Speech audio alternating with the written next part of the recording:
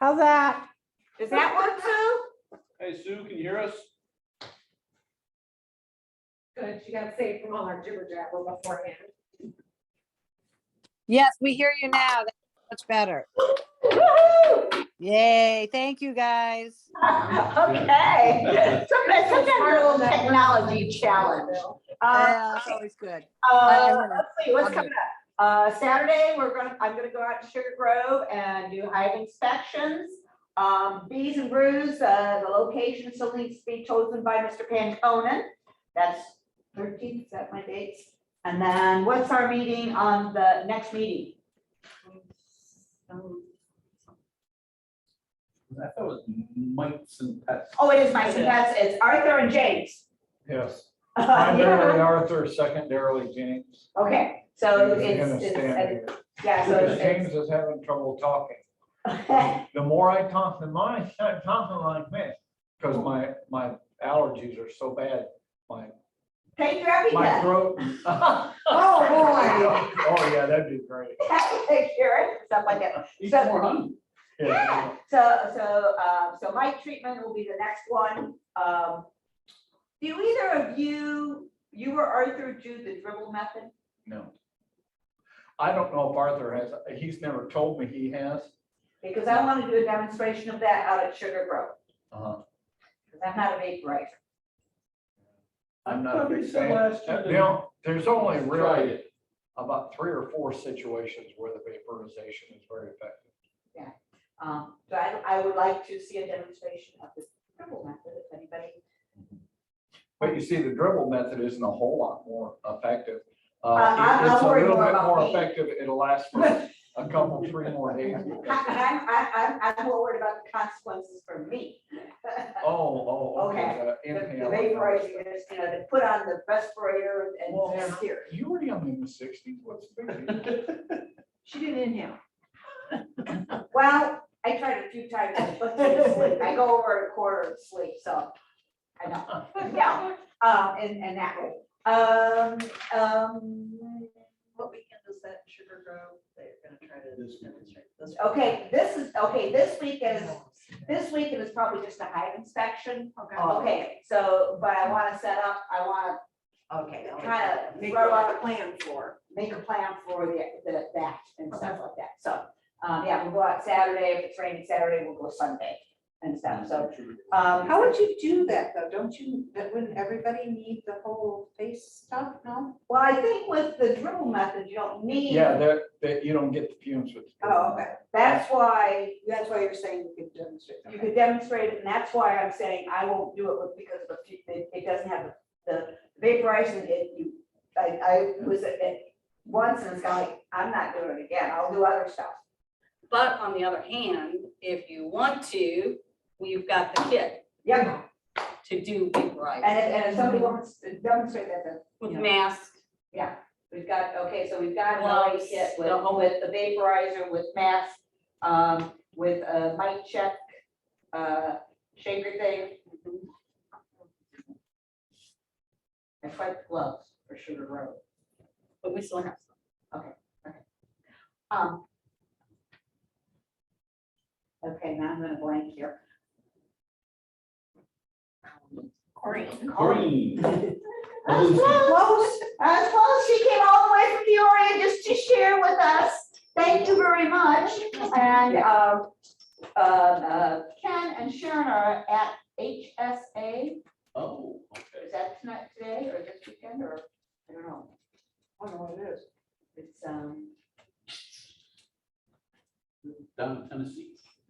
and that's what I was thinking, somewhere. So, take it away. All right? Thank you very much for coming over and helping us out.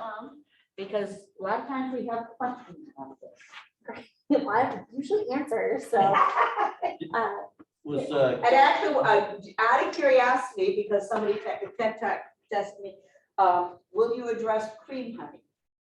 is that the same thing as whipped honey? Yes. Yes. Okay. Okay. was Kelly gonna join us zooming? I'm not sure, I think she was having surgery maybe, it seemed like Yeah, she. a larger ordeal, so I'm not Yeah, sure. okay. She said she was gonna try to get online, but I didn't know if she had talked to you. No, well, I was also on vacation for the last 2 weeks, so, Well, where'd you go? northern Michigan. Oh, nice. So, yeah, I got back, Monday was my first day back at work, so And that was yesterday. that was yesterday. All right. Thank you for coming. Yes. So again, my name is Corinne Poplinsky. I am an environmental health training specialist with the Peoria City County Health Department. I specialize in food safety. I do have a master's degree in food safety, and I've been with the health department for 14 and a half years now. I really like to help small and local businesses, because I do feel like when you are working with like a chain restaurant, they usually have like a corporate backing for their food safety, but small and local businesses really don't. And so I really feel the health departments could be filling that role for small and local businesses. So we do more than just inspect restaurants. We really try and help people get their businesses off the ground. And so I do a couple training classes, probably, well, we were a month on Cottage Food. There were some new updates to the law that were made earlier this year that kind of expanded the law and what you can do with it. And we have a lot of people who are interested in operating under Cottage Food. Have you guys heard of Cottage Food before? Yes. Yes, okay, good. Just like cottage cheese, right? It is not. No? No.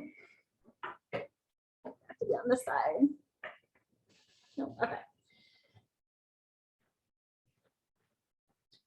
So the cottage food law was originally put into place in 2012. That's when we first saw the first cottage food laws. And it's a law in the state of Illinois that allows certain food items to be made in a home kitchen. So you don't necessarily need a food safety license. You don't need that commercial kitchen. You're allowed to make certain foods in your home with very little regulation. Currently, at least in Peoria County, it's the only way that you can produce food in a home kitchen. There is another law called the cupcake law, and a county has to adopt that. And I think only 2 counties in the entire state have. So no matter which county you're in, this may be the only law that allows you to do food out of your home. What's the cupcake law? It was a law that was specifically passed because I think there was a little girl making cupcakes and selling them on like the street corner, and health department shut her down. Okay. And then the law was passed that says if the county adopts an ordinance, they can make cupcakes in their home. Okay. But yeah, most counties have not adopted that ordinance. You think about schools, sometimes they have their little bake sale type And stuff. that's different. Bake sales are a whole nother animal. And so are any of you actually from Peoria County? No, all right. Well, in Peoria County, we have 16 cottage food vendors. We did last year. And 4 of those cottage food vendors actually use cottage food as a pathway to open their own food businesses. And 25% of them did it within the first year. So it really opens the door if you are looking to sort of scale up in a food business. Are any of you actually looking to do that? Or are you guys looking to do more just value added products with your company? I think most of us is like, maybe like at a farmer market type Okay, stuff. but you don't want to open like your own storefront. These keep us pretty busy. Gotcha. Yeah, I feel like most people are like, yep, I open a bakery or whatever. And I'm like, I kind of feel like you guys might be a little bit different because you already have a main product that you're producing. I think one of the things that really pushed us to look for you or Kelly to come talk was the very first question. The cream pie. Cream honey. And Is that we look adulterated or not? Is that, So- We'll get there. You look at, I think that's actually maybe. Gotta tell you more about the other food. Yes, Oh, that's so fine. in Peoria County, we do love cottage food. You will find that not all health departments do. But we do think it's a really great pathway for food entrepreneurs to kind of break into the food world. That removes a lot of barriers for people, especially women living in rural areas, to start a food business because you don't have to have the commercial kitchen equipment and that sort of thing. So we really see it as a really good pathway to start a business. All right, so how does cottage food play into what you guys do, which is the honey? So certain honey products are an agricultural product and are not really regulated by a local health department. So raw honey and honey in the comb are considered the agricultural products and are not regulated by us. the cream honey or the whipped or crystallized honey is sort of up for debate, if you will. This has been sort of a back and forth issue. The local health departments have relied on the state of Illinois and their health department to give guidance on this, and they have flip-flopped back and forth throughout the years, whether it's regulated or not regulated. And so the current stance is that it is not regulated by us, and you would not need to do it under cottage food. You would be allowed to do it as an agricultural product. Again, that is the current stance on it. And like I said, it has flipped back and forth. We're gonna hope that maybe that's going forward, how it's interpreted, but I feel like when we get other people, like new employees into those positions at the state level, they change their mind a little bit on the whipped or the creamed honey. If you are adding any sort of flavors or ingredients though to your honey, that does have to be done under cottage food or a food safety license on a commercial kitchen. So if you are like creaming your honey and adding like cherry flavoring or something like that to make a new sort of flavor, that does have to be done under cottage food. And you can also produce other food items with your honey as an ingredient under cottage food. So like if you want to do like baklava or you know, like a honey cupcake or other baked goods with honey in it, or hot honey, that's like a new thing. You could do those items under cottage food. And those would add you know, value added products to what you guys are already doing that you could take to the farmer's market and sell.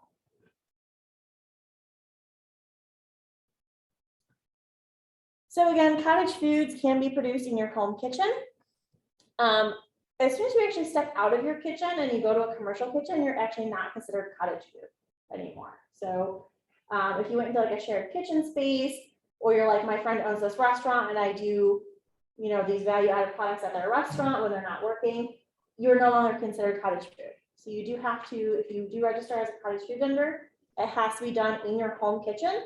Or if you have a farm that has a separate kitchen, like in a barn, that sort of thing, that could also be done under cottage food. Okay, you said register, you talked about that? I do talk about that. Okay. Yep.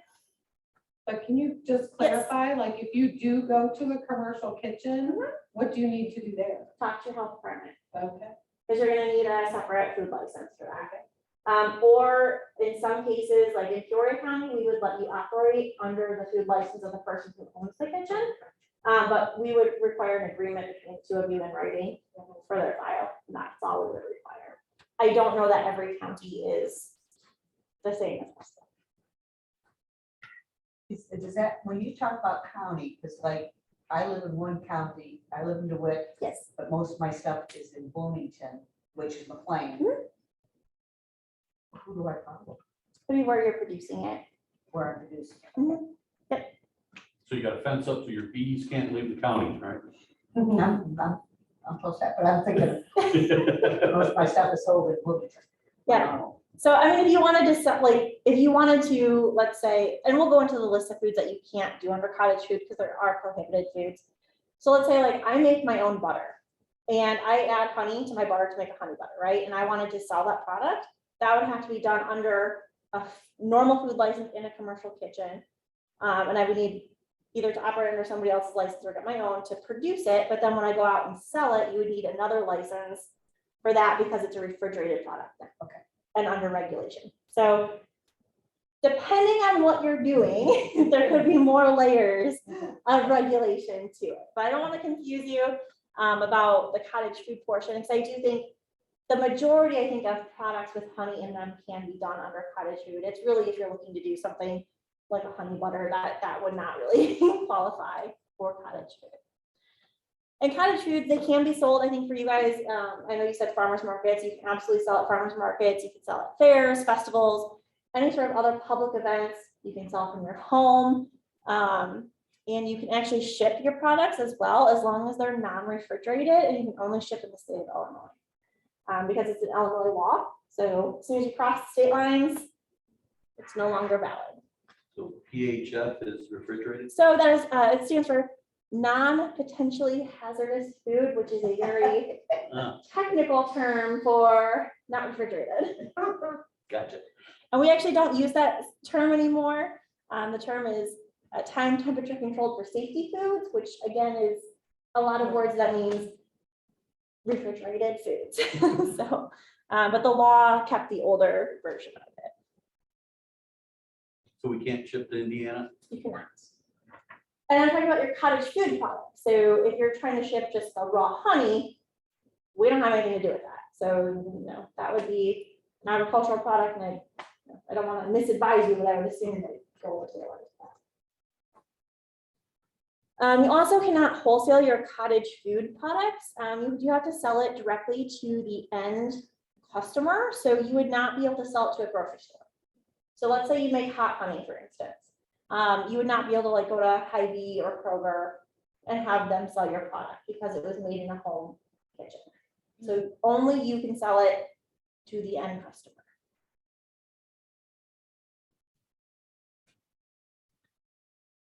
So what foods can you actually produce? So the original law in 2012, it was very limited to what you could actually produce under cottage food. Now it's, there's not really so many limits on it. There's just a list of foods that you can't produce. So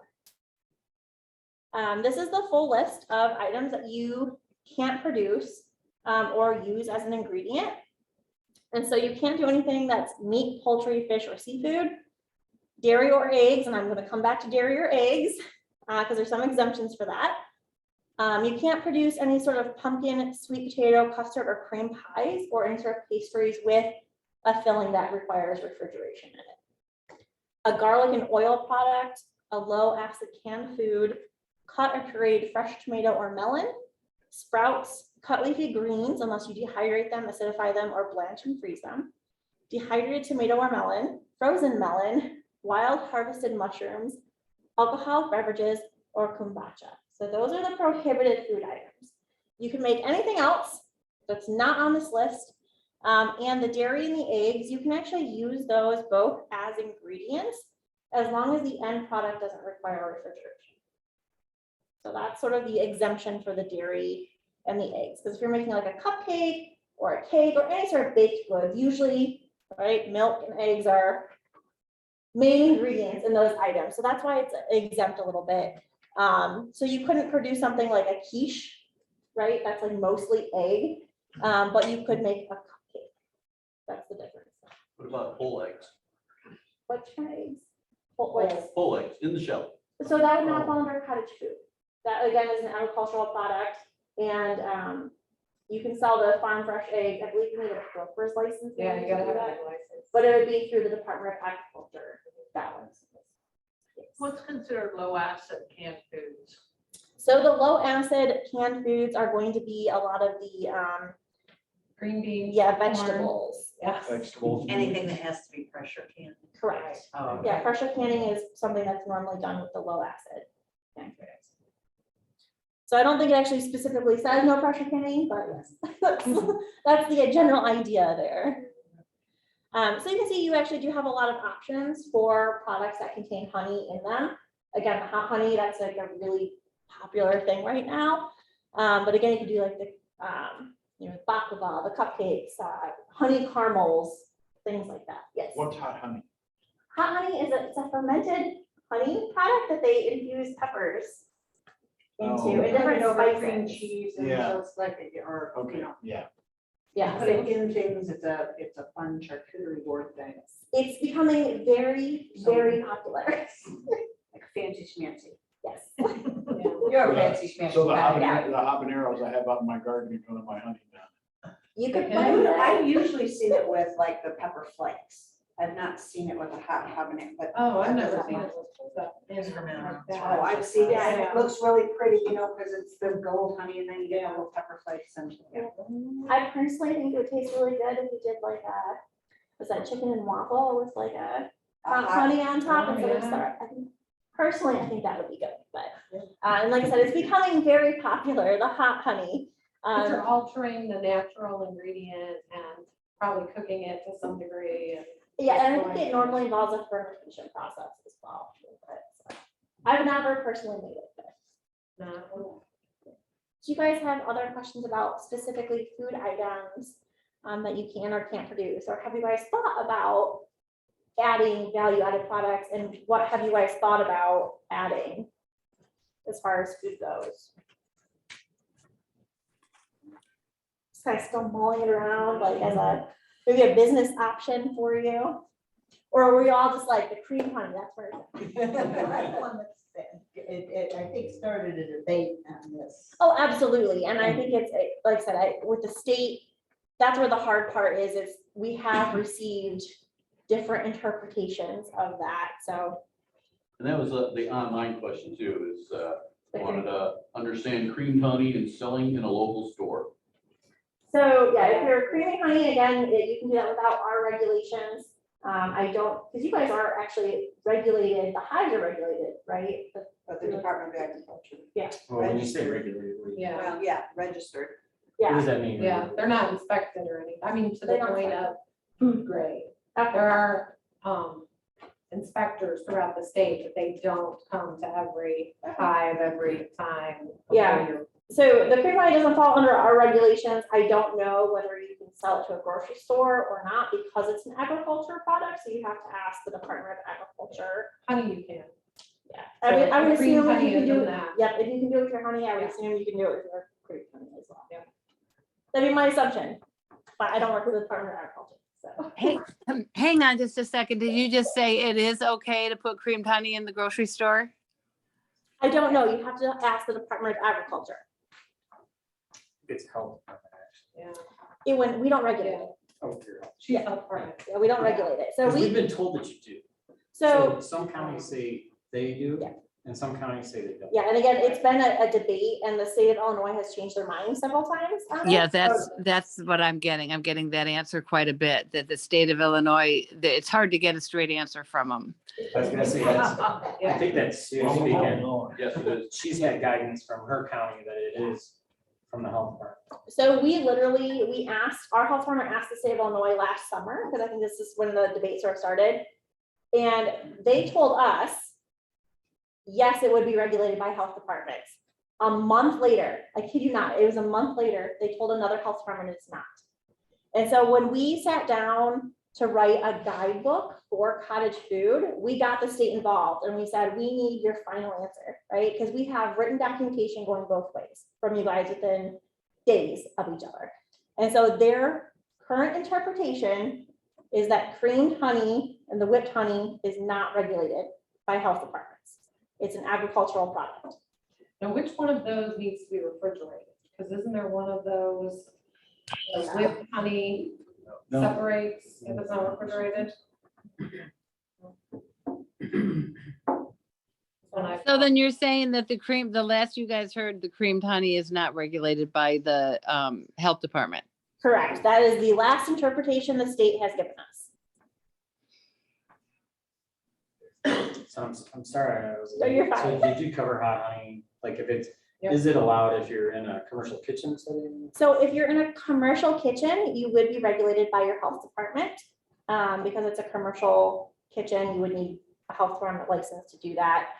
Or if you're in Peoria County, we would let you operate under somebody else's license. I don't know that that's the same for every county though.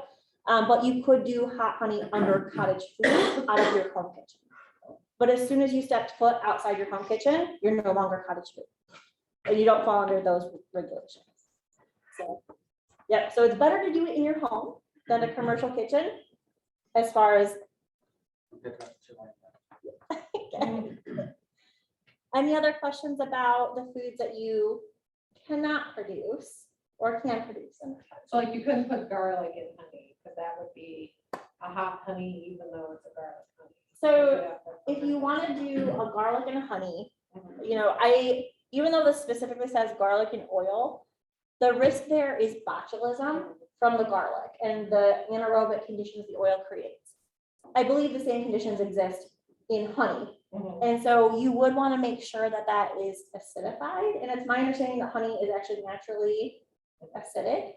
And so you would just want to do some sort of pH testing to make sure that your pH is low enough to prevent the growth of botches. And your health department will probably make you prove that. Just because botulism is so deadly that it can be very dangerous if it's not done. So there are special requirements for the fermented foods, and I've seen some places where hot honey is a fermented product. I've seen some people who do not ferment it. So depending on how you are producing it, you either have to, if you are fermenting it, you have to use a lab tested recipe, or you have to submit a food safety plan to us with a pH test showing the final outcome of the pH. If you're canning it, it has to be processed in a boiling water bath in mason style or glass jars. And if you're not canning the product, it has to be sold at 41 degrees or less for fermented and acidified fruit. So I think when they made this law, they had more like the sauerkrauts, the kimchi, that stuff in mind, which you may or may not want to use. If you're making any sort of a baked good with a cheese, you do have to submit lab testing showing that the final product is a non-refrigerated food, because cheese again is dairy, which is prohibited from being used as an ingredient unless that final product is not refrigerated. But we have a lot of people who make like an Asiago bagel, where they prove to us that that's safe to do. You do have to package all of the food items produced under Cottage Food, and you cannot serve prepared food at the point of sale. So let's say you are making like a honey cupcake. You could not just hand somebody a cupcake. It has to be packaged. So all food items have to be packaged. So no samples. No. So there's certain ways you could do sampling under Cottage Food. So like, let's say you had a cupcake and you want to do cupcake samples, you could at home cut up the cupcake into little pieces, individually containerize them and hand somebody a cake sample. That's something you could do, but you can't cut it there on site. So everything at that final point of sale has to be pre-packaged. There are certain exemptions for that you can request from your health department. So for instance, we have people who do wedding cakes in their home. Wedding cakes are allowed under Cottage Food, but it's not really practical to package a giant wedding cake. And so those people ask for an exemption from the pre-packaging based on the grounds that it's nearly impossible to package a wedding cake. So we would grant that, no problem. So if you do have a product that's a little odd, it doesn't quite fit, you can ask for an exemption. You also have to label your packaging. And there are very specific requirements for the labeling. You do have to have the name of your operation. Your county health department will issue you a registration number. So you do have to include the county in which you are registered, as well as that registration number, the common or usual name of the food item, and a list of all the ingredients in order by weight, including any allergen labeling. So for instance, I have a blueberry scone. I listed out my ingredients and I put that it contains wheat, milk, and eggs for people with those allergies. You also have to have a statement that says that your product was produced in a home kitchen, not regulated by a health department. So there's a very specific statement that you have to have on that label. Again, there are some exemptions to the labeling. So if you are producing an item that maybe is too small to include all this labeling, so like a caramel with honey in it, right? But if you think about like a little piece of caramel, there's no way that each individual caramel can be labeled with this information. And so you can request an exemption where maybe you have like a little card or something with all this information on it to give out with the sale of those caramels. So how did you get number 1, 2, 3, 4? Oh, I made it up.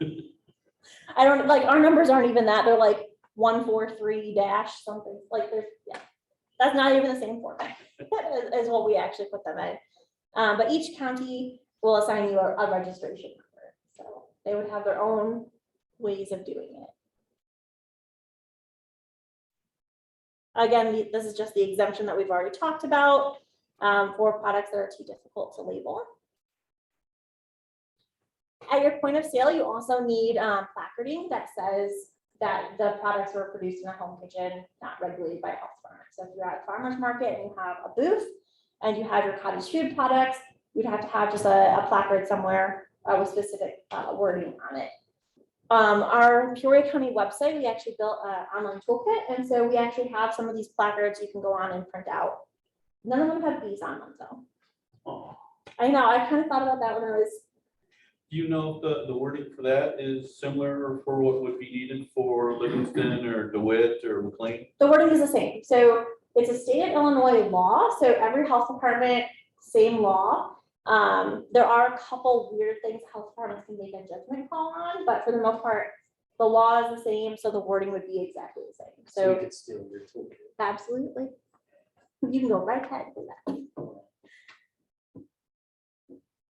You are required to have very specific training. The law says that you have to have a certified food protection manager certificate.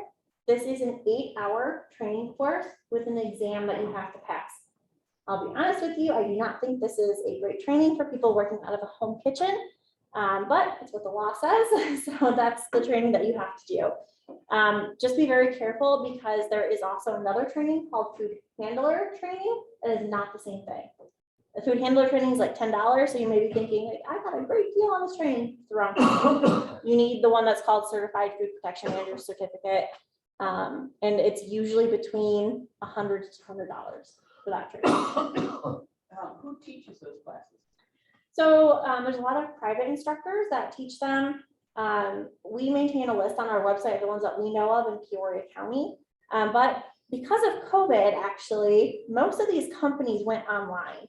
And so you can do almost the entire training and the exam online now from home. So that's, I guess, a perk of COVID that happened, because before you couldn't do any of it online. I think Hartman does it. So do Who you does? I've seen it. need Okay. this training in order to Do cottage register? food, yes, to register as a cottage food vendor, Okay. yep. And so if you are thinking about registering as cottage food, I would kind of knock this out of the way first, because it can take a while. It is an 8-hour course. If you're trying to do it on like your free time, so maybe 20 minutes here or there, it's gonna take a while to do. Or if you're waiting for an in-person course, you know, you're just subject to their schedule of when they have the courses, so. Is it good for 3 years, It is 1 good year? for 5 years. And you will have to learn a lot of information that you probably will never use in your business to pass the exam. So just be aware of that.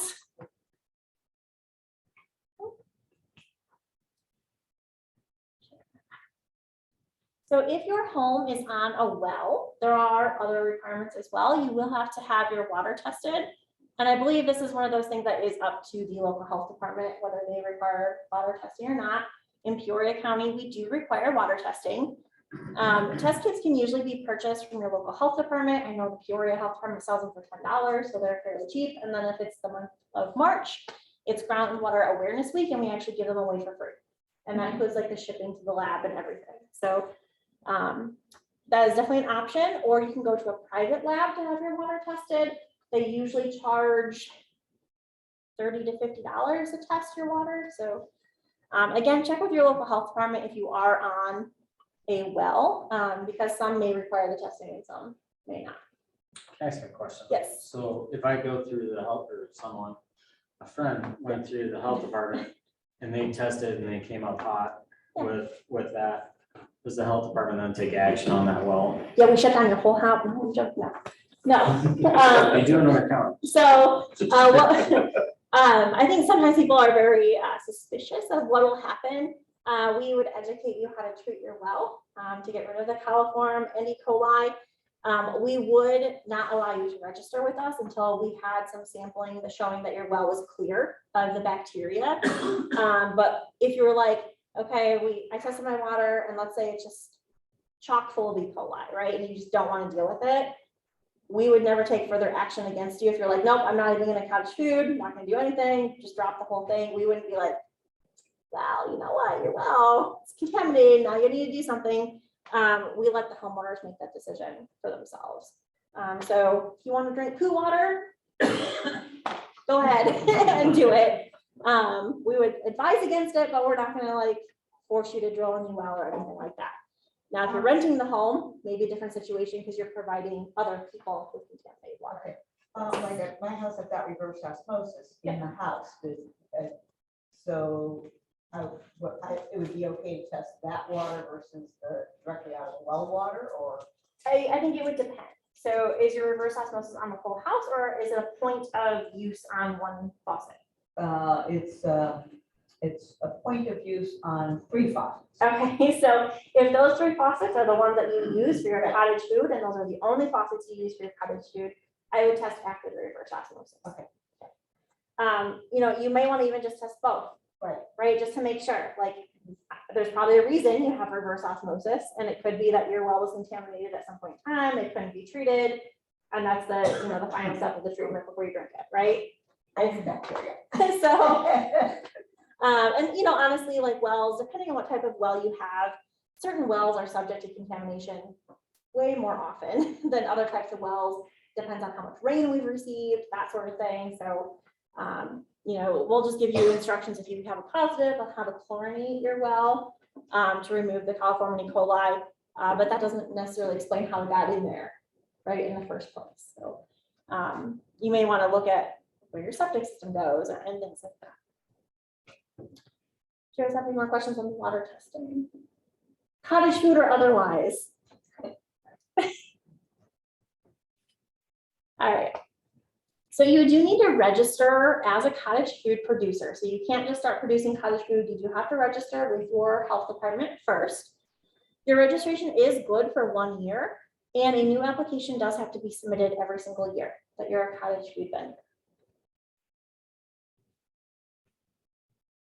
We usually have questions on our applications that we receive. So we've never flat out just denied anybody, but we could have questions. We do review what you're wanting to do, what kind of foods you want to produce. We may request copies of your labels to review. If we see something, I think it's pretty common that people will submit labels to us that have ingredients that are those prohibited ingredients on them. So we have to say, hey, what are you doing? You know, you can't have this certain food item. Can you replace it with something else? Or you have to remove that from your menu, that sort of thing. So it can take a few weeks to review. So just expect that. If once you submit your application, you won't be in business the next day. It could take a little bit to review. And we're probably going to have questions on what you're wanting to do. After you've been approved, the health department will issue you a certificate of registration, and they are required to do this. And it will have your registration number on it. Does that need to be displayed at your? It does. So especially for somebody like you, who maybe you're producing in one county and then selling in another county. If you were to sell in the county you're producing in, they should be familiar with you and what you're doing. And maybe they won't request your registration certificate because they already know you. But as soon as you start going into other counties, they have no clue who you are because you've not, you know, you're only required to register with the county you're producing in. And so they may request it if they see you at the farmer's market. Is there a registration fee? We'll get to that. So it depends is the answer. You also may be required to do a self-inspection of your kitchen. Again, this is in the law, but it is up to the local health department whether to require it or not. In Peoria County, we do require it. And there is a self-inspection tool that's available on our website, and that's a standard tool in the state of Illinois. And it's just a quick checklist of things in your kitchen. What would some of those things be? Hot water, Okay. soap, Okay. like things like that, like basic food safety requirements. So some of your food safety best practices, making sure that you're not producing foods while you're sick, making sure that you have proper hand washing methods and hand washing sink or some sort of sink to wash your hands in. Make sure you don't have any sort of direct hand contact with the foods that you're producing. Make sure you keep your refrigerators at 41 degrees or less. A lot of home refrigerators actually are not kept at 41 degrees or less. They're kept more around 45 range. So that is something that you would want to monitor. Make sure that you can sanitize your surfaces using an EPA approved sanitizer. A lot of the sprays that you buy at the store are not EPA approved for food contact surfaces. So we always recommend just a plain bleach and water solution. It usually takes about 4 drops of bleach to 1 spray bottle of water, so it's not very much bleach, to sanitize your surfaces with. And make sure. 409 that says it kills 99.9% of the germs. So if you actually read the label on those sprays, which nobody does, right? I've never, until I took this job, I guess, right? I've never read the labels. But a lot of them will actually say do not use on food contact surfaces, right on the label, because they contain other chemicals that are too strong. And so they never show that in the commercials, right? Like they always show people like washing their counters off after they put their babies up there, and, you know, that sort of thing. Or they will actually say that you have to wash the product off the surfaces with water after using it, which again, they never show in the commercials, right? They never show somebody going over it with water after it's sitting there for 5 minutes. So it's always really important just to read your labels before you use those products. And make sure that you aren't doing other activities in your home kitchen at the time that you're producing foods for your cottage food. So making sure that you're not trying to like change a baby diaper or play with your dog or something like that, smoking, cell phone use, things like that while you're in your home kitchen making your products.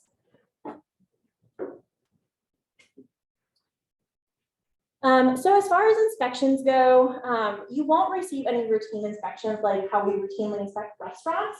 We don't do that for cottage food. We may do verification checks at your event. So we are every weekend at the farmers markets in Peoria, checking different food items, not just cottage food, but all sorts of food that's there.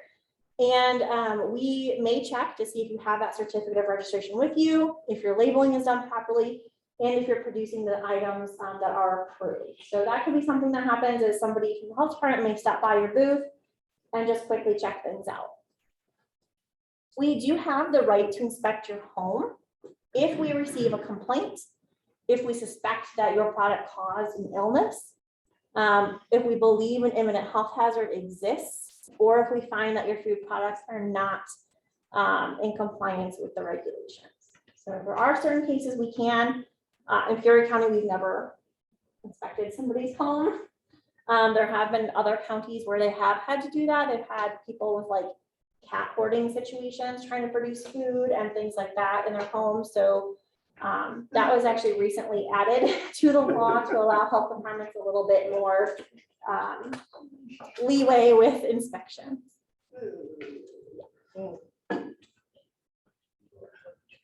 All right, so here are our registration fees. So in Peoria County, we charge a $50 registration fee. And if we have to inspect your home because of a complaint, we will charge you up to $250 for that inspection. So the law itself caps the registration fee at $50. So the local health department makes up their own mind of how much to charge. So you could be paying nothing, or you could be paying up to $50. You won't pay anything more than $50. So the law does cap it at the $50 mark. The law also allows health departments to set a reasonable inspection fee to cover their costs of doing a complaint investigation at your home. And so that fee could vary health department, just depending on how they've estimated their costs for doing that inspection. Would you say most counties probably have to set it at 50? I would think so, because there is quite a bit of work that we do on our end, and $50 doesn't even come close to covering like the work that we do. So I would assume that most health departments have adopted a $50 price point. So if you are ready to start your cottage food business, I think your first steps would be to prepare a menu and maybe just check with your health department to make sure that the items on that menu are items that are allowed to be sold. I definitely prefer people to contact me before they even start that application. And if they're like, hey, I want to do cottage food and here are the items I want to do. What do you think of that, right? I think that's a really great place to start with your local health departments. And I do want to make sure that you guys view your health departments as a partnership in food safety. Like, we're not out to shut people down. We're not out to like get people. We really are a partner in what you're doing, and we can give you guys really good advice on a lot of the food safety that you may be doing in the future or for your cottage food business. Make sure you enroll in that certified food protection manager class as soon as possible. download an application, or stop by your local health department and pick up an application. I know ours are available on our website. So I would check your local health department's website to see if it's available on their website as well. And make sure you contact your health department early in the process to see what they need. So in Peoria County, I actually made a cottage food guide for Peoria County cottage food businesses to start. I think it's probably very similar from whatever county you go to. So feel free to go to our website and download a copy of our Peoria County guide. The Illinois Stewardship Alliance, so Kelly is with the Illinois Stewardship Alliance. She was supposed to be here tonight. They have also produced a cottage food guide. I actually helped write sections of it. And so either one of those you could download online and use as a reference point to start your business. Do you have both those guides on Peoria County? No, so the Illinois Stewardship Alliance guide, I believe that you have to answer like a survey for them or a questionnaire first before they let you download it. So there's a little bit more of a process to it. So that's why it's not available on our website. There's also other resources out there for starting a business specifically. So, I can talk to you all day long about the food safety aspects of it. But if you want to know more about the business side of things, like how to pay taxes, how to, get a business registered, that sort of thing. If you're near Peoria, we do have a small business development center, a minority business development center, distillery labs, and the Greater Peoria Economic Development Center. And a lot of these resources are available to you no matter where you live. So most counties will have their own small business development centers in them. And I know the Peoria County one, they said they cover 5 different counties. So your county may be included in one of them. If you do want to have more information about cottage food, or you're like, hey, Peoria County seems awesome, you can follow us on Facebook and Instagram at Peoria County EH. We do put a lot of things on our Facebook page regarding food safety, cottage food, and other things that we're doing.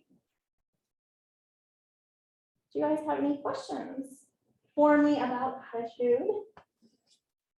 In your guide or in the one that you and Kelly worked on, does it specifically list the agricultural?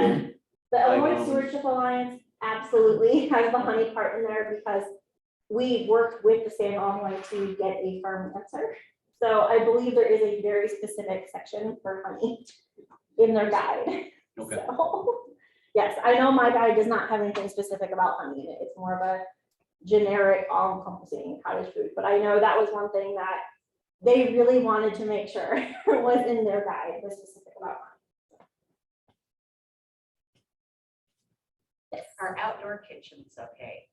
When we can everything in the summer, we spend from July to November last year canning. We've got like 35 fruit trees and everything. That's a very under the sun. interesting We've question. always, we've had a lot of people ask to buy our stuff, Yeah, but we keep it or give it away. But we're setting up an outdoor kitchen because when we do tomatoes, we do hundreds of pounds at a time, okay. things like And that. then you just can't do it in like your home kitchen. Like there's No, it's like- nice outside, just goes off. I don't have air conditioning. I grew up in a house without air conditioning, so I feel that. So yeah, that's a very interesting question. Technically, the law itself does not really include a lot of food safety guidance in the law itself. I would definitely question if somebody came to me with an outdoor kitchen idea, specifically for pest control. So what are you doing to prevent pests from getting into your product? Do you have screening? expensive. They're encouraging it, actually. So, I mean, that would be like my first instinct would be, how are you preventing that? And I think your health department would be the first question, how are you preventing that? If you had a really good answer about how you're preventing it, 4 foot tall fan. I mean, so fanning is, can be a method. I would say you probably need more than one method for that, but, or how you're preventing dust from blowing into it. How are you preventing certain physical contamination of your product? Because, with canning, we're very concerned about botulism, which is found in dirt. So how are you preventing that from happening to your product? So that was my question back to you, I guess. Whether you have a health department that would consider that or not consider that, up in the air, I think, but you should have a good answer, because that's the question I'm going to ask you. Well, for the tomatoes, they're blanched in boiling water. That'll kill any botulism because it's over 212 degrees, So do you blanch the tomatoes or do you blanch the can? the tomatoes. So what if it gets in the can? And then you put the tomatoes in the big can? That's why we boil the jars before we can. But where do you store them after you boil them? And We before use you- them right then. So those are the questions that Perception your health there. department's gonna Yeah, ask we you. usually Yeah. leave that part inside. Yeah. A So, lot of stuff's canned inside, but sometimes the big, like when you've got bushels of tomatoes, it's outdoors. Well, So what you could do is get them in the containers inside and then take them outside at pressure. Yeah, we've done that before We've too. done Yeah. that too. that would be, I mean, to me, that would be an acceptable solution to The that. turkey fryer works a whole lot better than the stove. So, so those are definitely things to make sure you have an answer for before you, before you ask your health department.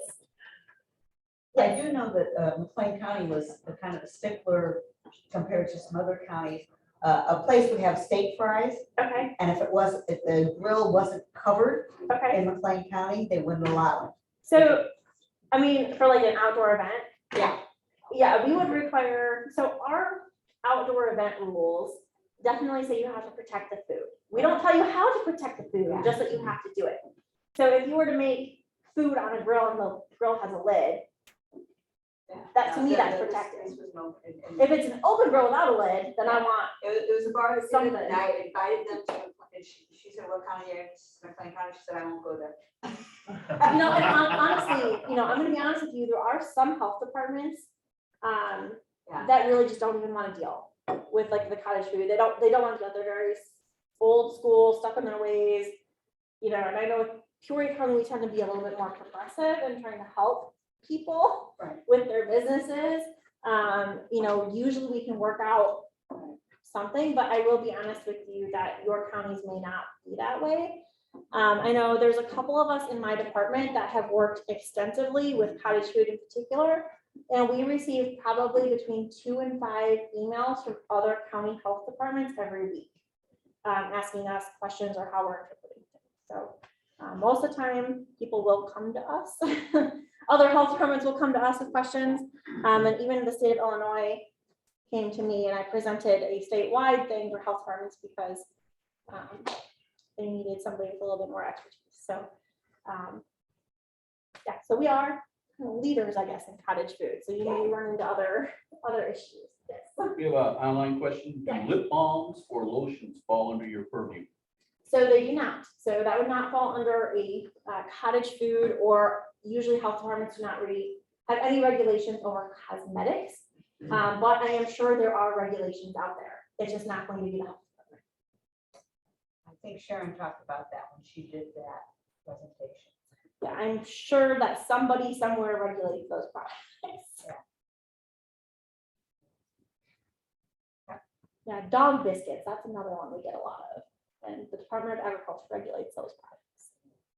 That one I know. That's somebody does. Yep. I think that's something that people don't often realize. All right, any other questions online or from you guys? If you guys do have questions, feel free to reach out to us. I've put my direct contact information up here, or you can contact our office, and you'll probably be connected to either me or Justin Dwyer, who is another knowledgeable person within our agency. Can you kind of just recap the total cost? Because there was something in the beginning that said it was, I don't know, $50 to $200. Yeah, and so- then it was 50 and that was- Yeah, so you have to have a certified food manager certificate, and that price is not set by a health department. If they teach a class, then it'll be set by them, but you can go through a private instructor, or you can go online and do it. And those costs tend to be between $100 and $200. I feel like it's actually even more than that if you go up towards Chicago to do it. But that price is not going to be set by a health department unless they're actually teaching a class and you want to take a class through them. Health department can charge you up to $50 for your registration. And they can charge you a reasonable amount, or the cost of their time to do an inspection of your home if there's a complaint, which is the only time that we would go in your home. and inspect it. So that plus the time to take the class, plus your signage and labeling and all that kind of stuff, all affects your, probably your total inputs Correct. besides your product and product ingredients. So Yes.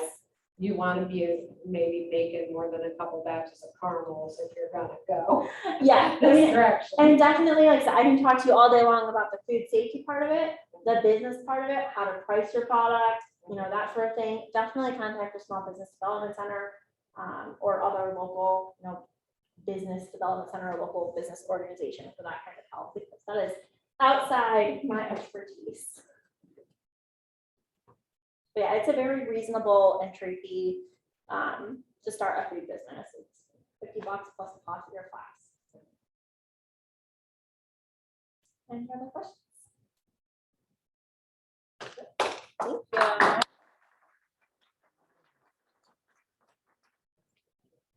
Thank you very much. No problem. Alright, okay, well, yeah, I guess I'm okay. We got some time for question and answers on bees in general. You Lynn, don't you have to want to sit tell through them that your if you don't want to. experience? If you don't want to sit through that, you can It's very shut your stuff interesting. down and pull your I flash wanted to drive. have a beehive when I was younger, and I wanted it to be like inside the house, right, with like a tube that goes outside, so you Yeah. could watch them. And Do that. my dad was like, remember the ant farm? Yeah. And the disaster that happened with the ant farm, so we're not having bees No, in the home, so. I did it at Sugar Grove. We've got one where it goes in and out. I think And that would Miller be so Park cool. Zoo does. Miller, too. yeah, Miller Park Who Zoo does who too. manages that hive at Miller Park? I was just there yesterday. John's left. I don't know. Okay. Um, They weren't managing their bee space, and there was fur comb everywhere, and it was like. okay, Sugar Grove has the same thing. But it's kind of neat to watch because you can see them going in, the comb is a lot on the glass, and you can see them going in, I haven't seen them build any eggs in there, but you can see Yeah. them putting the honey in, which is kind of cool to see. Yeah. that is cool. It is challenging, but they will, just kind of like on the sides of the inside of the boxes. But yeah, you can see them they go in and you can see them putting honey in, which is kind of cool. So yeah, so it's, depends on how much, every once in a while, when I had to do it, I'll get that stuff off, so it's a little bit closer. So I try not to get it where they can't see it. Yeah. So, yeah, so behind the school. All right. Tom, how are your bees doing? I think here, Reva laughing. We were chatting online. I started out with 2 new packages this year, and they were both doing great. And they both work? No, I didn't have any indication that they swarmed, but I did have an indication that I've got a tan and a blue hive. Blue hive was boiling. Had another box, the tan hive, I decided not to because it wasn't. But as I went through it, I couldn't find the queen. The first 4 or 5 inspections, I found both queens. Not that I was looking just for the queens. Right. They popped out because they were obvious. Then I couldn't find her. And I didn't see much evidence of her. I saw older brood, not a whole lot of drone, but just older brood. No young brood, and I didn't see any eggs. So I was concerned that I had lost my queen. So went to the blue hive, found the queen there, moved her over, and took a frame of mostly eggs and some capped brood, and then some more capped brood just to build that up a little bit. Move that over, and came back about 10 days later looking for my queen cell, and found 8 frames on either side of fresh brood, brand new, You know, a whole box, every frame, both sides. In the blue one? The No, one where and- you had taken her from? yeah, the tan one that was queenless was now packed, you know, I didn't have a ton of extra bees. So they both have eggs now. Well, not quite. We're jumping the gun at you. Yeah. You really did move the queen. I actually think I did. So then I went to my blue hive, which still had a lot of bees, but now I have a lot of drone and a lot of drone brood in there. I think, well, maybe they were drawing drone brood over there because they knew they needed a queen in this other hive. I don't know if they communicate across hives like that, but maybe they were doing that. I went all the way down to the bottom box and I wasn't finding eggs or brood over there. And well, no, there were 2 or 3 queen cells, but they were small ones and they weren't capped and they weren't filled. No. So, well, let me reverse this process. So I went back to the tan one to get some brand new eggs and brood, and I found a marked queen in there. So maybe somehow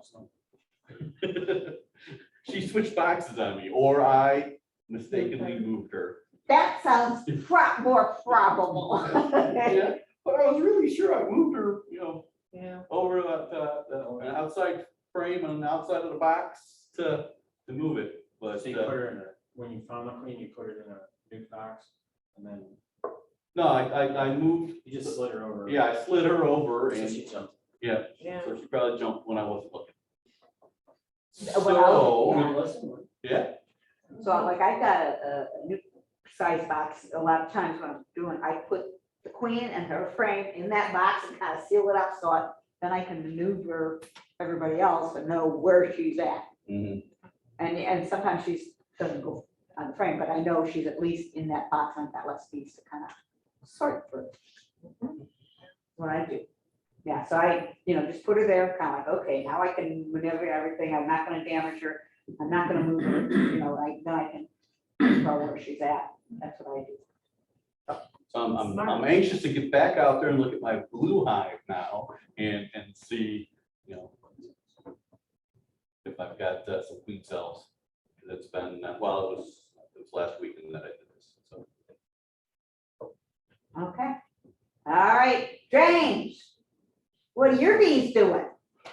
The great, okay. your best girl is sitting next to you. Yes, The queen bee, yes, the queen. And they voted. yes. We have 12 hives. I've got 2 hives that have been struggling with swarming issues. And it's funny, but I've come to the point where, come July, it's gonna, come middle of the July after the honey season is over, it's gonna be off with their heads. Because I'm gonna get the genetics out of there, because every year they just swarming issues from those 2 hives. I've got 1, 2, 3, 4, 5, 6, 7 hives that are making honey, doing good. They've all got 3 to 4 supers on each one that are getting pretty full.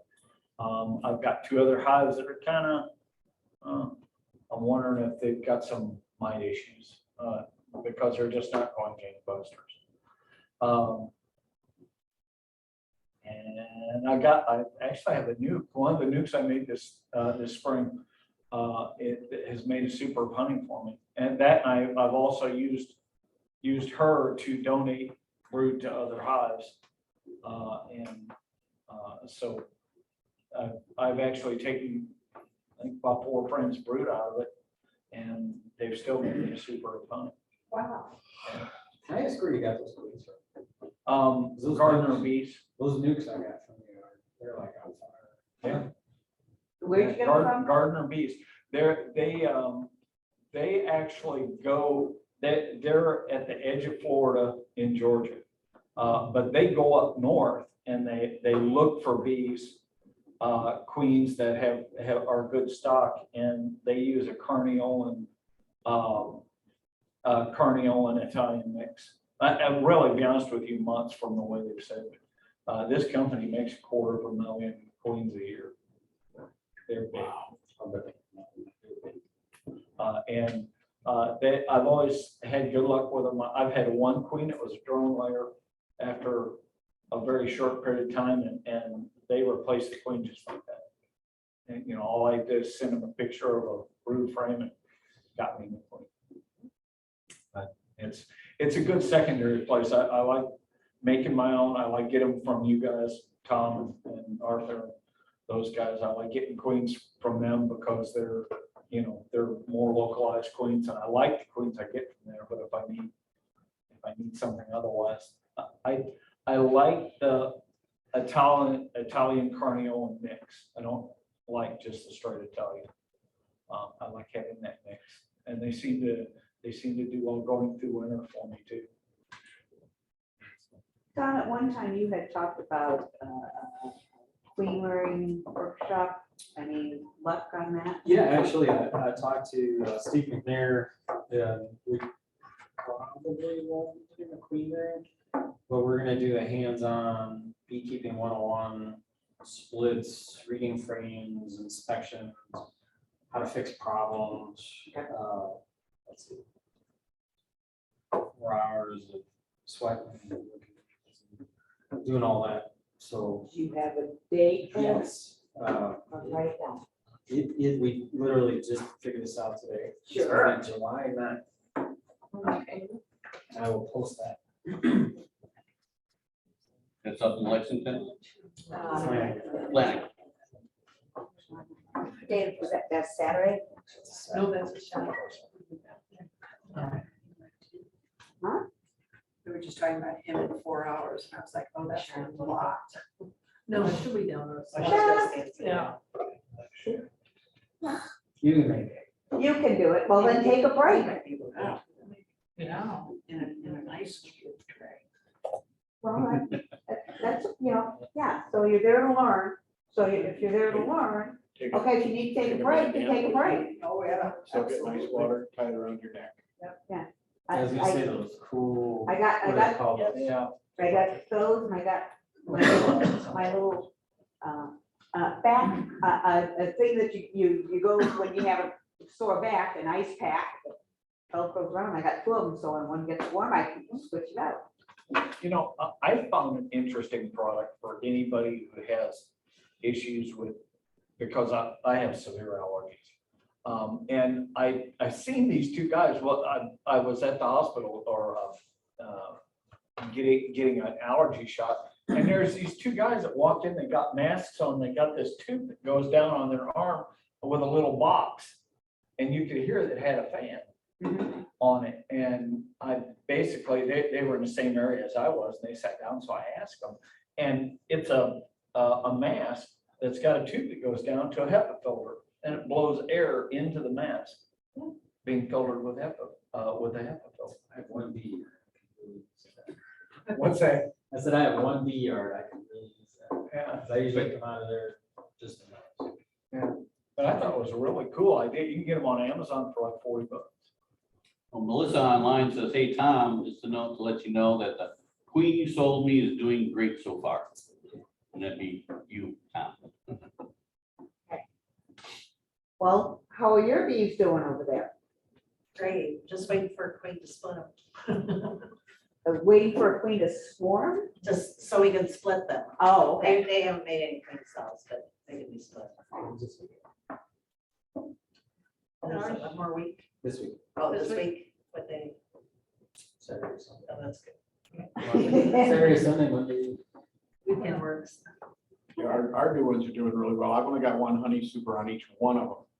But for them being new this year, of course, I had wax frames and everything else, but they've got the honey, they've got the deeps full. Yeah, They're going to town. Yeah. Yeah, now, kind of depends on, I know we didn't have much rain till this past one.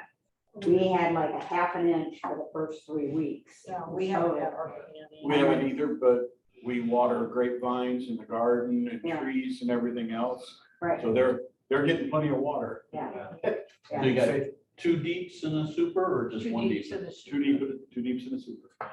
Where my stuff was, last weekend I checked, but the weekend before I pulled about 4.5 supers of honey off.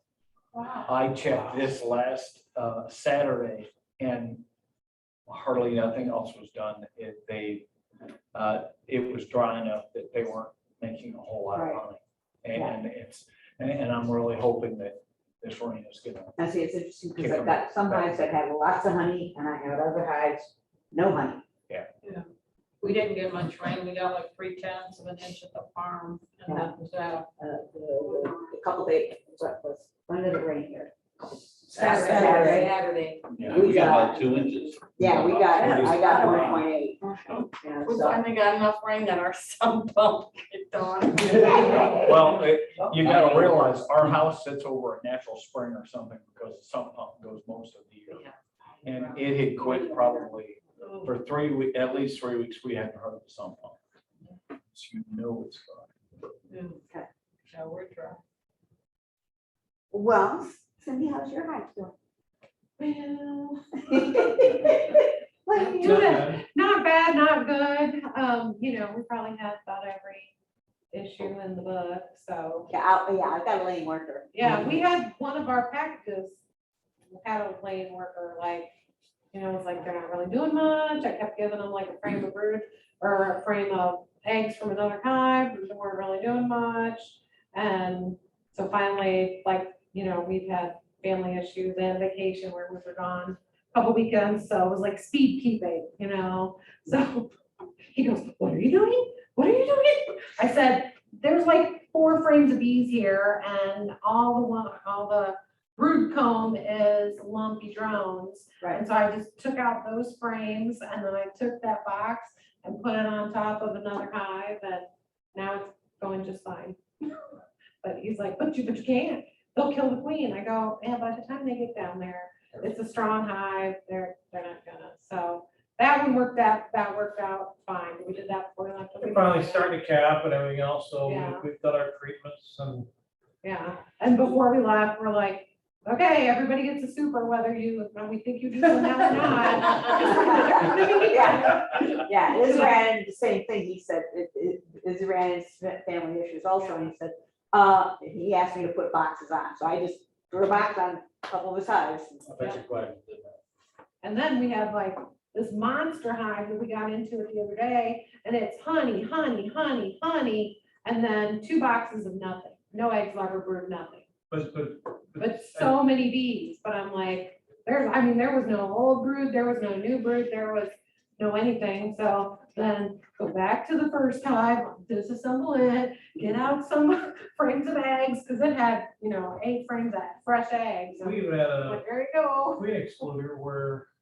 Oh, yeah, somebody must have moved the queen up with the honey, and so he's always wanted to do queen excluders, and I'm like, yeah, so it could have been either one of us, I don't You get them know. fly back in too. Huh? I have virgin queens all the time going my house. Yeah, well, so we had, moved honey up, put the queen excluder, and then when we got into it the other day, the Brood was up there. yeah, there was brood up there, and then down below, there was like, almost looked like some worker brood, some drone brood, kind of lumpy, whatever, so I was like, we're just taking the queen excluder off, and if she's up there, she'll go down, they'll figure it out. So hopefully that was the right move, but a lot of everything's been done quickly. So it's just kind of like, yeah, they're not angry at me, they're not stinging me, I'm just like, okay, girls, what you doing, okay? They need this, let's go. So when you combine that hive, did you lay paper down or anything, or just? There weren't enough bees up there to worry about, I didn't think. I mean, normally you would have, but did I have newspaper with me? No, I didn't. And we were leaving like legit at 4 a.m. the next morning to go on vacation, so it was just like, it was too many bees to just throw them out, and then I took their whole old hive away.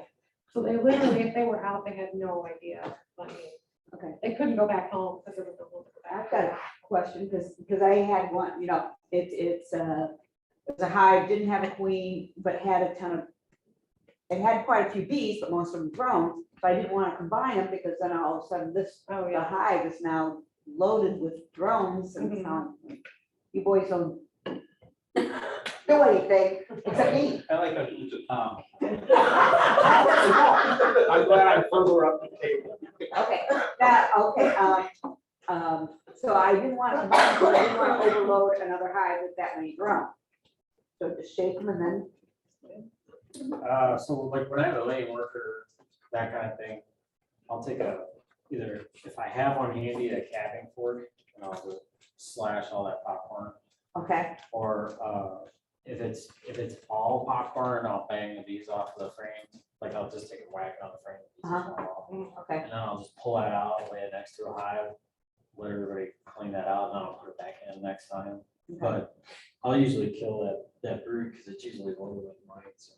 okay. They just don't. Yeah, and that's why I didn't want to combine. The big reason why, I guess this is the important part to know about that. So if it is a laying worker, there was a diploids, so they can't mate. So there's zero value. So they. And there could be more than one laying worker Right. in that colony, it's not just one. Yeah, so the laying worker, you want to do exactly what you do, right? So for everybody else. So if you, laying worker, the way you see that, is you see eggs sprayed everywhere. I mean, everywhere. So they're like, you'll see 5, 6, 10 eggs inside of a cell. And you see them like on the sidewalls, you'll see them all over. Now, here's the tricky bit. You'll see a frame full of that, or 3 frames full of that. You, not just a couple of cells. A couple of cells with eggs all over the place could be a new queen. So if you, for example, your situation where you have a queen cell and she goes out and gets mated, it takes her a little while to get her things figured out. So you'll see eggs like up on the side, you'll see 2 or 3 eggs inside of a cell, but then you'll see her start laying beautiful frames. So if you see frames covered with eggs all over the place, you gotta lay work. So the only thing to do there, I shouldn't say only, because there's other ways to deal with it.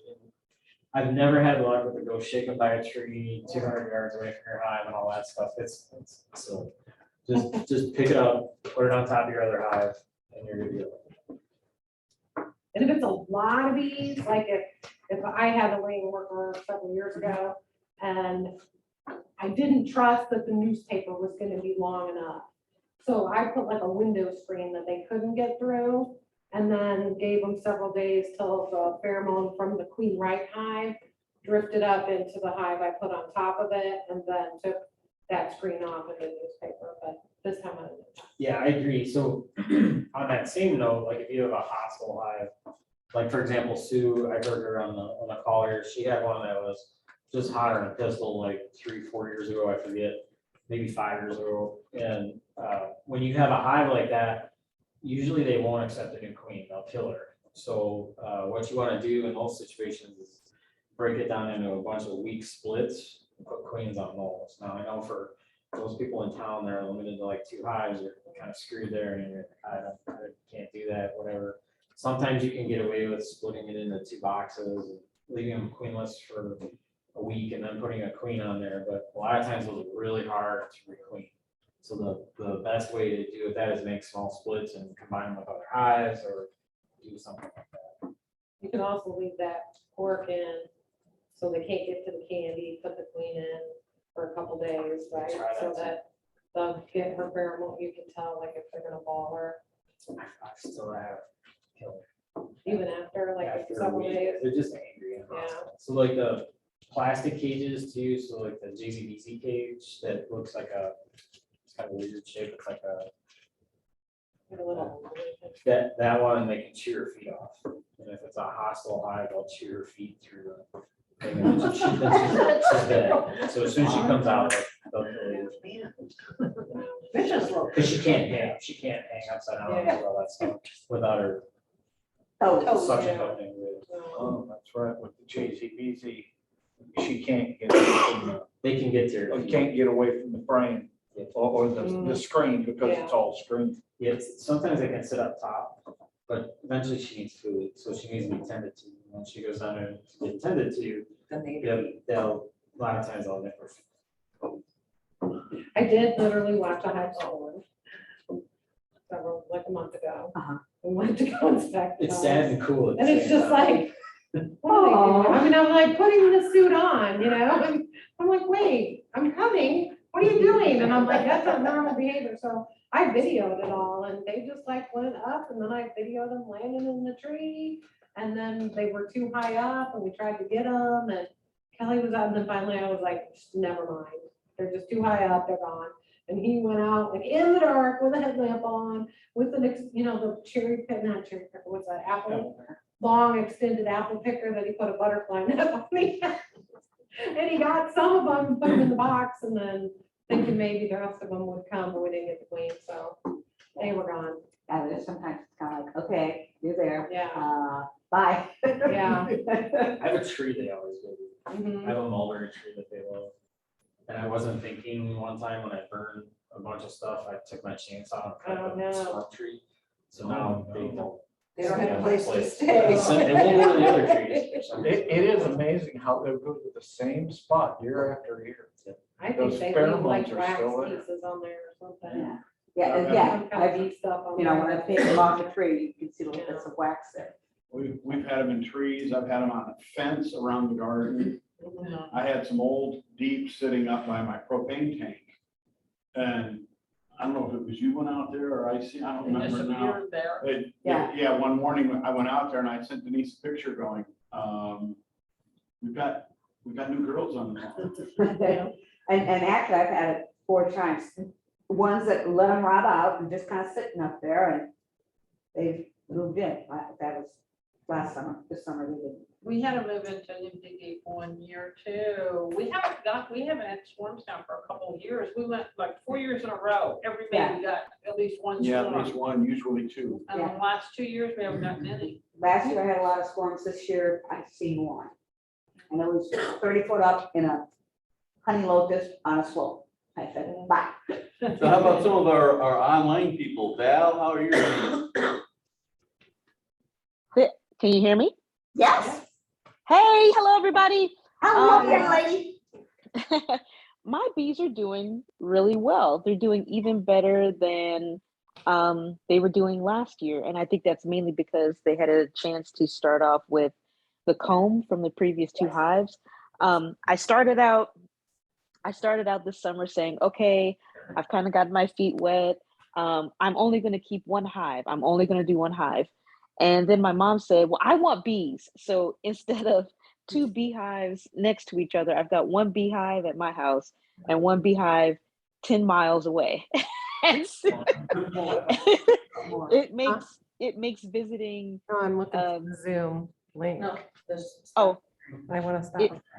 it makes monitoring stuff a little bit more difficult. But Mom and I were in her hive last week. I've been keeping 8 frame mediums as the brood chamber. Usually I do 3 8-frame mediums and then I start on the supers. The third box was full of honey. We were going out there to put a queen excluder on and put the 4th box on. But as I started going through the 3rd box, it was full of honey. And it was, as you know, last week was blazing hot. We were, her hive is in the shade. I didn't want to be out there real long for either me or Mom to get heat stroke. So I was just like, F it, we're going to leave this box. If we come back and get the honey out of this box, we can, but we're just going to leave it because otherwise I would have had to go frame by frame by frame looking for the queen. And as I was showing my mom one of the frames with honey on it, I dropped the entire frame. And, and my mom, you know what my mom said? She said, my mom has been getting her more and more confident about her beekeeping because initially she was so hesitant to do anything. I'm like, Mom, you have the suit on. They can't sting you. You got the suit and the gloves and everything, they can't sting you. So she said, after I dropped that frame, she was just like, well, Valerie's dropped the frame and she's got 1 year in, it's okay with me. So anyway, she's got 3 boxes of brood, one super on there, although arguably the 3rd box on there is full of honey. We're gonna have to do something with that. I have 5 boxes at my house. The 4th box is full of honey. It just needs to be capped. And I put the 5th box on last Wednesday, I think. And the bees have already started to migrate up in there. I know I need to do my mite testing. I really have just been waiting until it's cool enough to do something about it because it's just been so blazing hot that I didn't want to lose the queen or lose any bees to that. But I know I need to do my mite testing on my hive. I need to do mite testing on my mom's hive. My biggest question is, do I need to tear into the brood chambers? Last year, and it was probably very disturbing to the bees. Last year, I was looking at the brood chambers like every 10 days. And I know I killed a lot of bees. I know I made them very upset with me. But that was mainly because I wanted to watch and see what was going on. This year, I basically have just, as soon as I got one package started and one nuke started, I basically just made sure that we had eggs. I made sure we had healthy brood. And then as I put on the next box, I would take a couple of frames of brood, different stages, put it in the next box. And then the bees have been pretty good about going up and tending to that and then saying, oh, look, there's more space to lay. So my big question is, do I need to go chase down what's happening downstairs? Because it seems like they're pumping out lots of new bees. They are not drones, they're mostly workers. So there are lots and lots of bees being pumped out. There's lots of honey, there's lots of nectar. Aside from needing to do my mite testing, do I need to go searching for the queen necessarily? I would say the one thing you, not necessarily the queen, but queen cells. Okay. Okay. 'Cause And I did do that. I was really scared on my hive because it just seemed like there were a hell of a lot of bees. And so I went searching for queen cells and I found about 10 of them. They were all empty. I left them with a couple. It doesn't seem like they are interested in swarming just now. Okay. So I went through and destroyed most of them, but all of them were dry. So after that, I just started being a lot more on time about adding a new box and giving them more space to expand.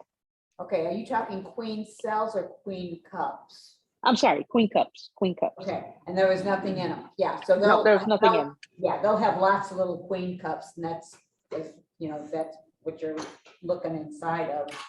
Yeah. And stuff, so yeah. So Val, you'll get all kinds of different answers, like Yeah. everybody does, but what you're doing is, as long as you're seeing eggs and brood, different stages, then, and they've got room to either lay or put up honey, you're doing fine. I don't think you need to dig all the way down every time. Well, I've got a box full of honey. Well, actually I've got an empty box and I've got a box full of honey on my hive. So I actually would have to remove 2 boxes to get down into the brood chamber of my hive. Mom's hive has a mostly empty box and a box full of honey. So I have to remove 2 boxes on hers. And then that would get me down to where most of the brood is. So it's just the question is, do I need to do a lot of heavy lifting to go make sure that we're queen right in both hives, or do I just, and also to check for any queen cells in case they're thinking about swarming, or do I just leave it alone and keep giving them space? Anybody want to chime in? I leave them alone and give them space, but Yeah. And now, so every once in a while I'll go down. Now, how I do my inspections, I have a spare box. I pull a frame, move it over, whether it's honey or not, and then I can kind of see how much is capped, how much is not. And so I'm moving frame by frame. I'm not moving the whole box. I just got done doing PT because I did that. Oh, I'm sorry. Again, so I have a spare box, that you could put on a lid, put on a tray somewhere, and I pick out the frame. So then after I get those 10 out in the spare box, then I've got another box. I pull the box off and put it on top. So I'm not going to lift those boxes. Okay. Yeah. But I do think you need What you're to, expecting. to go past the honey to make Yeah. sure you have eggs, larva, brood, and room. No questions. Yeah, and Okay. A working queen, queen cells with the eggs, the royal jelly or capped. It's kind of, just the cups are fine. It doesn't matter. Okay. You're just looking for eggs. Yes. Yeah. And how are people's mic counts looking right? Like I said, I have not done it yet, and I'm gonna have to do some moving, or like PK is talking about, just moving frames around, relocating things to get down in the brood. So how is everyone's mic counting looking like this year? James? I don't do mic counts because it's too hard for me to find the queen, and I'm afraid of killing the queen. I just treat prophylactically 3 times a year. Okay. And And that's what we had to do this year too, because the seed keeping that was necessary. I was like, I know there's mice in there, so we treated them when there was a cool week, which were hard to find. yeah, Those 2 treated them, but I haven't checked. It's perfect weather right now for Yeah, this week, yes, it is. TikTok. Well, So, not really, because Thursday, Friday's gonna be 90. Yeah, so that was going to be my follow-up question is, when's a good time to treat? Because I'm looking at the forecast and it's going to be hot. So Going with Tom with formic acid, if you put formic acid in the hive, and it's gonna be nice the first 2 days to 3 days. Right. Most of the formic burns off in those first 2 to 3 days. And so if it's gonna get up in the 90s after that, you're okay. yeah, so he's saying those first 3 days are the critical as far as the a range of temperature. It would Not be, above 85. yeah, you would prefer the rest of the time not, but it's that first, it's just kind of like, as he said, it kind of evaporates at that point, and then it's not quite so strong. Because I know when I do Formic Pro, I do it 1 strip, 10 days, I think it's 10 days later, put the second strip on. So sometimes I'm looking at that. There is a little bit of range. So if you put, I do 1 strip, and then, like I said, the second one, so it's not quite so potent that first time. But there is a little bit of range on that second one, putting it on, as far as. Again, you said that putting in the 1, even just putting in 1 right now is gonna knock them back. Right. but I have to put it on the brood chamber, right? In between Yeah. your 2 brood chambers. Yes. Yeah. Yeah, okay. So I still have to do some digging. Okay.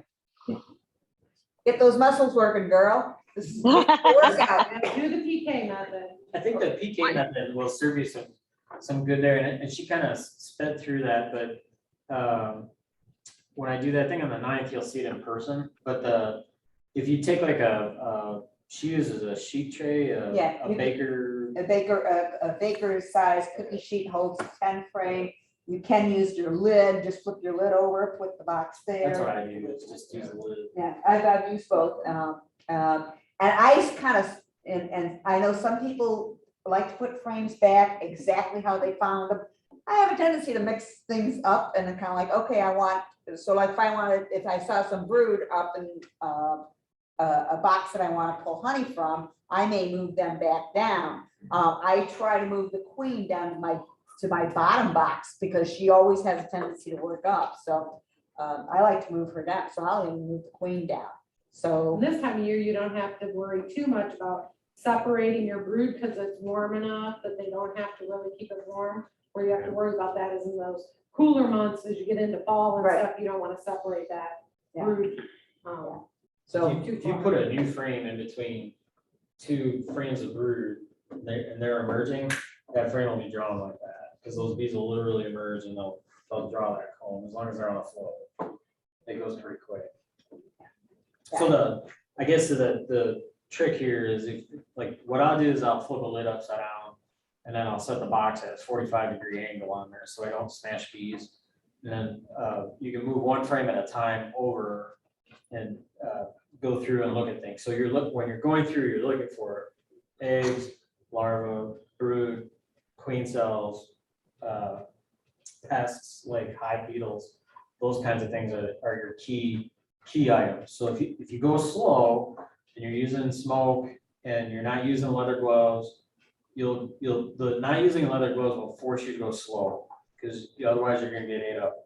So if you're using nitro gloves, that'll force you to take your time and go easy at it. But yeah, you can go through the boxes a lot of people get real nutty about cleaning all the brood off the top of the frames. I don't clean that off unless it holds the boxes out of whack or something like that, because I find the bees get more angry with me scraping that You mean off. where they put them in? Yeah, they do. Yeah, Boxes. Mom and I ran into that. Sometimes you gotta clean it off, sometimes you Yeah. don't, but I find the bees get angrier while I'm scraping it off, and I get a smoke them real hard. But I, like, just take your time and go slow, get a friend to come help you, hit somebody up from the Peoria Club that's local and say, hey, I need a bee buddy, come give me a hand with this, and just, She's got her mom. yeah, put on some music or something, whatever it takes for you to chill out. Yeah, and Go that- slow. And that patience that, now I do have a question, because, you talked about scraping off that. Now, you had talked about as far as resources, if they don't have some, sometimes they'll eat their eggs. Will they, the larvae that you squish, will they eat that or just clean it out? Yeah. They'll eat that. The bees don't waste anything, Okay, so they want that protein. okay, that's kind of, And they'll carry the larva out, yeah. Yeah. and they'll throw it out in front, so you'll see all the trash out in front. But a lot of times they take any of that oil jelly is harvested and all that stuff. Did that help you, Valerie? It did, and but looking at the temperatures, even if I don't mite test, even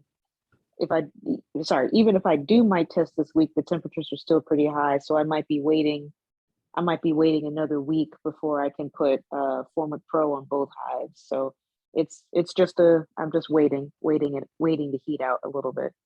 I think our next meeting, we focus on mite treatments, right? Right. So And that would be Now- pretty helpful. With the, you said that these are new packages this year. Mine is a package, Mom's is a nuke. Okay. Okay.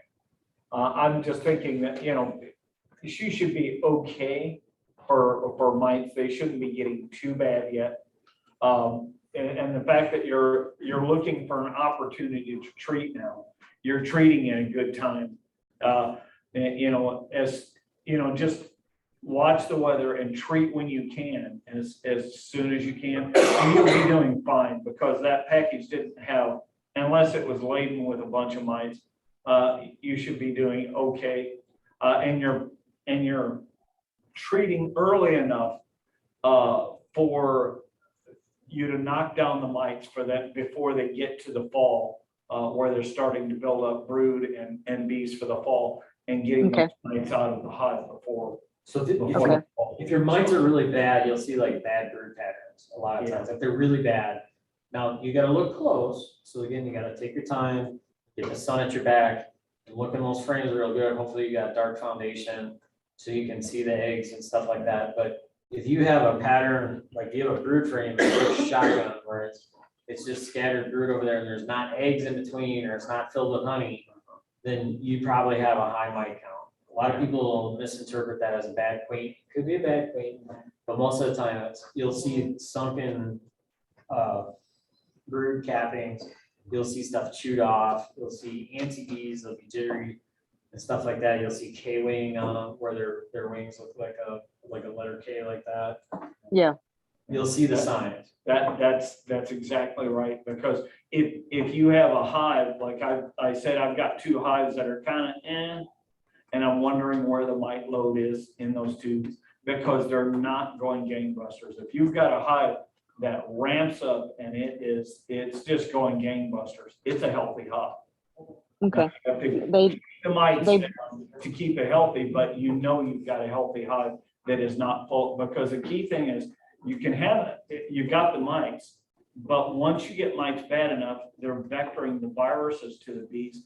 That's what kills the hive. is Okay. Viruses, and the more viruses that vector to the hive and to the bees literally start passing that virus back and forth to each other, and that's why they crash in the fall and die. So where your mite load comes from your neighbors mostly. I mean, don't get me wrong, the package you bought from me has mites, no doubt about it. But the neighbors is where you're gonna get a lot. So if your neighbor's treatment free and not taking actions and stuff like that, or you have a lot of timber around where you're at, where there's bees in there, then you got mite bombs. Yeah, mine, the package I bought for you has just really exploded. Like I'm I'm having trouble keeping up. Like I have to go, I'll probably go buy 2 more boxes this weekend because Never have it's, enough equipment. is that I know, and I was thinking PK always told me not to do this. She said explicitly not to do this, and I am out of equipment, and I'm like, shit, what am I gonna do?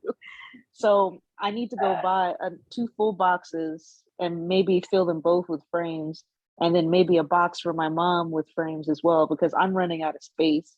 Mom's the nuke that I bought from Hilco Bees is going a little bit slower, but it's only been about a month because we put it in around Mother's Day. So it's been about 6 weeks. So it's going a little bit slower, but still it's full of bees. If you have some capped honey, you can harvest that and put it back on, so you've got frames for them to fill in. Yes, so we're planning on doing that for both of them. I'm just waiting. I'm really just waiting for a good time to tear both hives down, treat for mites, and then take the honey. So You're gonna sweat. but yeah, I'm just. But it's in the 90s over the next 10 days, so it's not. Looks like it's really not going to come up anytime soon. So yeah. But thank you all for that. Thank you. Hope that helps. It did. Thank you. Okay. Any other? Kathy, how are your hives doing? Remedial. Well, Remedial. They're slow. They need a little help. Go talk to them a little nicer. I do. They're alive. They're growing, but they're just growing slow. So I don't want to. I know that the general consensus is to get your mite counts before you treat. I don't want to lose the pack of bees. And I am not a good example. I don't do a count. I go. Yeah, I do want to treat very soon. I haven't been able to be in there, but every couple of weeks, and things are going well, but it's, like I said, it's just slow. I don't know why they're slow. I'm sorry, just as point of reference, I heard that Australia's got the mites now. Yeah. Who? Australia. Oh, They okay. used to not have mites and they found mites down there now.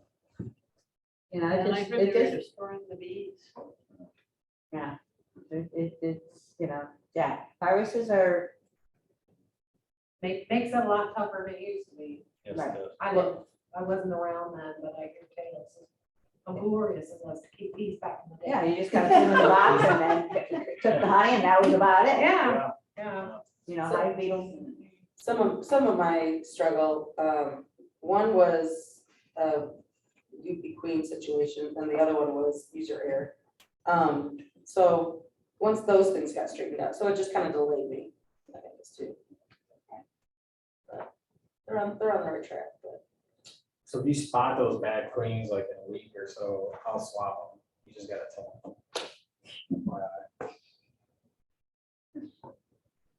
You'll swap them? You actually want that one back? Yeah, if she's alive. I've had people like me. Go figure. No, yeah. Surely not. Well, and some people don't realize a new queen takes a while to get her act together and really start, she'll start laying and it'll look like that you've got a bad queen and you just haven't given her enough time to get organized. So the thing to keep in mind when packages came this year, we had pool temps. So, and I personally had probably 8 packages that I put in to start for honey hives that I got chill queens and trash. So which sucks because that's a lot of money, but those were my fault because they were chilled. But what happens is when that queen can't keep her body temperature warm enough on there, her spermathekas get chilled, she goes sterile. Yeah. So that's what happens. So those could have been good queens. It's just that cold. Too cold and too hot without much else in between. Yeah. Yeah. This year it was, yeah. Yeah. So my lesson learned was I shouldn't have shook the bees in. I should have just left them in my shed or in my garage, whatever, and put them in 3 days, 4 days later. But I got antsy. nervous and scared that they were gonna die. No, Be damaged, and I paid the price. and I must admit, when we installed that at Sugar Grove, because it was cool, we just put the whole box in the hive and that seemed to. work. Yeah, that way she can move with them. Right, yeah, and so they just, yeah. I don't shake mine in anymore. I'll put a second, I have my deep, the lower one. I'll put just a box on there, get my queen out, get her set down in there, and I just turn the box over. But now I have my feeder right in there. I'll have a half-gallon feeder jar in there. Sitting, so that they don't have to have anything in there. And I usually pretty well cover that thing up so that they can't get out. Right. And I'll leave it that way for a couple of days, and then I open it up and let them go. I found that not shaking them in works a whole lot better for me. They seem much more settled. But overall, my bees are really chill this year. I mean, I haven't had any real angry attacks or anything, so. It's not July. True, but I have a process too, because I talk to them in the exact same way when I go out to the hives. Yeah. And then I chew gum. Okay. I think that helps, you don't have as much, like if they smell your breath, it's human. But yeah, I said the same thing to my friends, hey girls, what's going on? We do the same thing. That's our. Need a snack, how's it going? I gotta see. What are you doing now? I just gotta see some eggs and then I'm out of here. I go, landlord. Yeah, yeah. Kelly's like, time to face the bed. Where's the money? Okay, That's good. okay. Tom, did we have any more questions or? Nope, I didn't see any more. I haven't checked in the last 10 minutes, but nope. Oh, okay. And viewers, anything else that you want to see? Like I said, we'll all be at Sugar Grove on Saturday, rain day Sunday. It's a great The opportunity. week after is the week after that, or the 2 weeks after? This week. Week after is Tom's thing. Okay. Okay. All right. Thank you. Any onliners, I'm shutting her down. Have a good night. Bye. Bye. Tables? They were set up like that, Yeah. so.